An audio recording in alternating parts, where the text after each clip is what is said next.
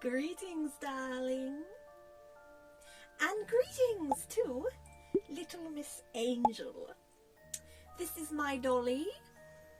Say hello, don't be shy. Now, let's look at some magical dolls from around the world. The term voodoo doll commonly refers to an effigy that is typically used for the insertion of pins. Despite its name, the dolls are not prominent in Haitian voodoo or in the Louisiana version. The link between this magical practice and the voodoo religion was established through the representation of the latter in pop culture in the early 20th century. So, if the voodoo religions don't really use voodoo dolls, does anyone use dolls to curse others? Why, yes, they do. And where can we find these people? Japan? No, really, Japan. First, a bit of context. Japan has a special relationship with dolls. What sets dolls apart from other toys in Japan is the belief that dolls have souls. As such, many believe that simply throwing away your doll can bring about a curse. And so, dolls receive a thoughtful send-off through Ningyo Kyo, an annual funeral-like ceremony held at Shinto shrines around the country. But some folks can also use dolls for nefarious purposes. Remember, if dolls have souls, then it is not a step too far to believe that dolls can also harm others. Wara Ningyo is a type of handmade straw doll used for cursing, often made with the addition of the victim's hair. In addition to the doll, there is a specific ritual needed to carry out this curse, known as Ushi no Toki Mari, or the Ox-Ah Shrine visit. The ritual works like this. In the middle of the night, wearing only white, you hammer a straw doll to a Shinto shrine's sacred tree using long 5-inch nails. You then repeat this ritual for 7 days, adding more and more nails. And by the end of the week, the curse will have killed your target. Use of these dolls was banned eventually, but you can still buy curse kits online. Also, there was a humorous case in 2022 where a pensioner was caught and arrested for making a wari ningyo of Vladimir Putin. Yes. In Matsudo, Chiba Prefecture. Sadly, as of 2024, it appears it didn't work. Nice try. If anyone outside of Japan fancy to go, just sneak into your local church and find an old tree and then tell me down in the comments how it turned out. Just when the police arrest you, don't tell them it was my idea, alright?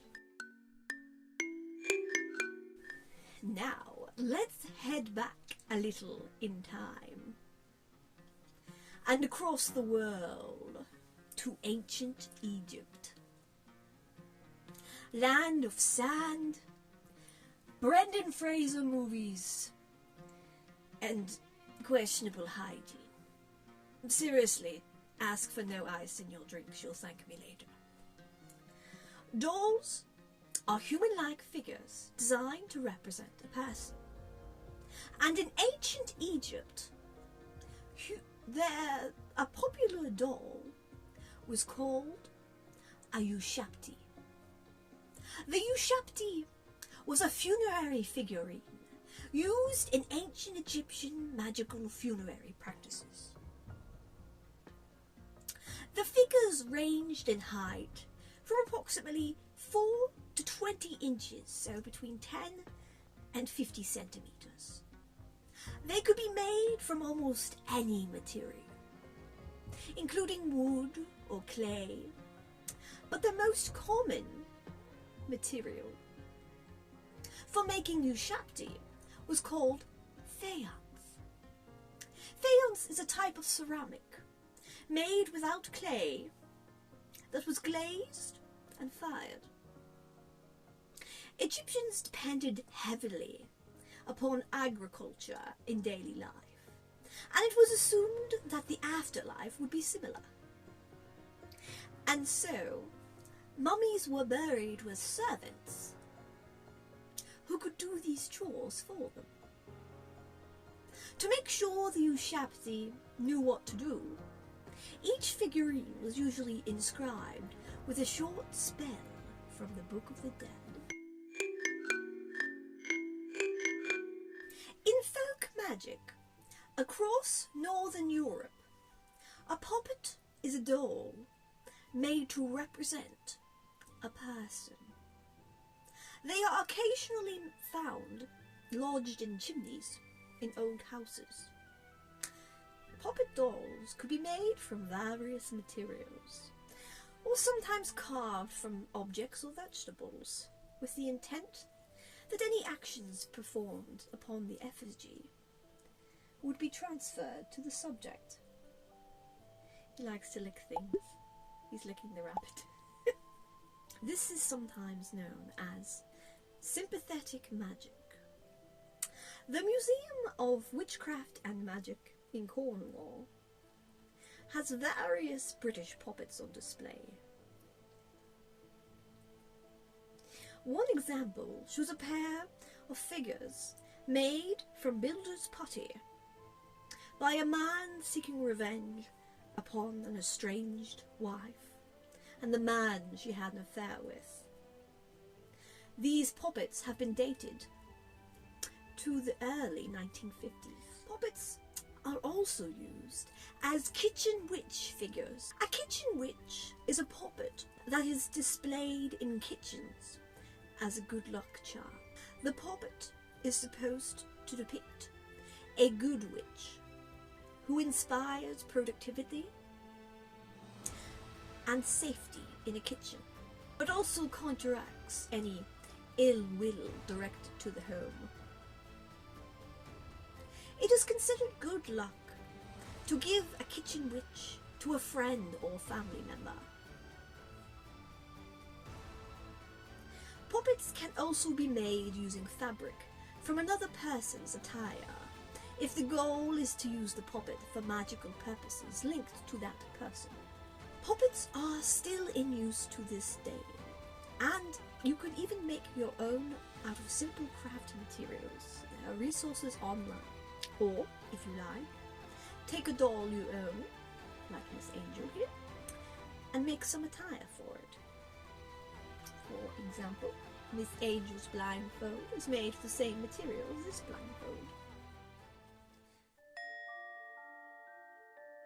The idea from this video comes from a project I am doing with my minions on the Fansly.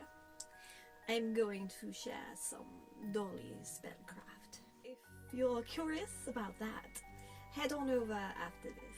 I did enjoy learning about magical dolls with you. If you like my work,